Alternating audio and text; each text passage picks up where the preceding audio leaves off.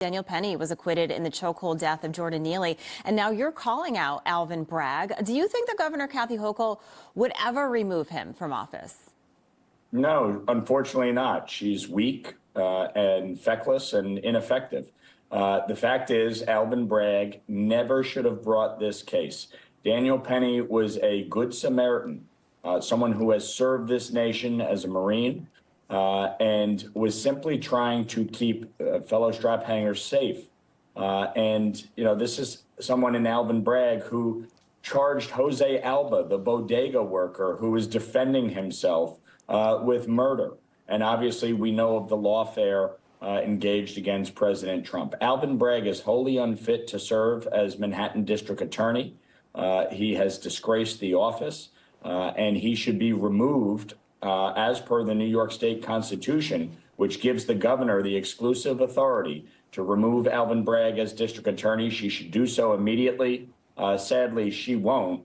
And that's why in 2026, there's going to need to be changes in New York.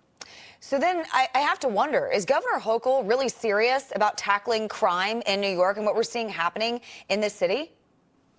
No, of course not. It's all window dressing. Look, the fact is, if you were serious about this, you would repeal the disastrous cashless bail law, which will go down as the single stupidest piece of legislation that has ever been enacted into law anywhere in the United States. You would allow law enforcement to do their jobs, including going after 16 and 17-year-olds who use guns in the commission of a crime, and are treated in family court as opposed to criminal court, which means you would repeal raise the age. And on top of that, you look at the issue of gun violence.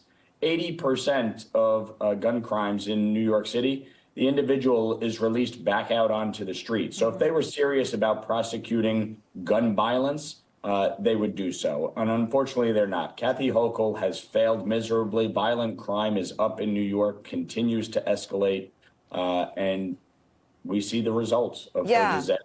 It's really sad because New York, is a great city, a place that people come from all over the world to visit. And you talk about the crime and what we're seeing, crimes happen in broad daylight with guns. We saw obviously what happened with United Healthcare CEO murdered essentially in broad daylight outside of a hotel just last week. Do you see any resolve for what's been going on? Do you see anything positive being able to happen in this city as long as Kathy Hochul is still in charge of this state?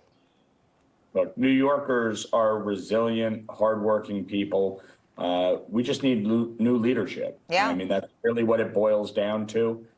We need people who are serious about tackling the big issues, from crime and public safety to the migrant crisis. We need to end New York City's sanctuary city status and the state's sanctuary state status, which has created a calamity. They're spending billions of dollars of taxpayer money to provide illegal immigrants with free housing, health care, education, clothing. So there's a lot that needs to be done to move New York in a better direction, but it really boils down to leadership. New York is a wonderful place to live. I'm a New Yorker, tried and true my whole life, and I have no plan in leaving.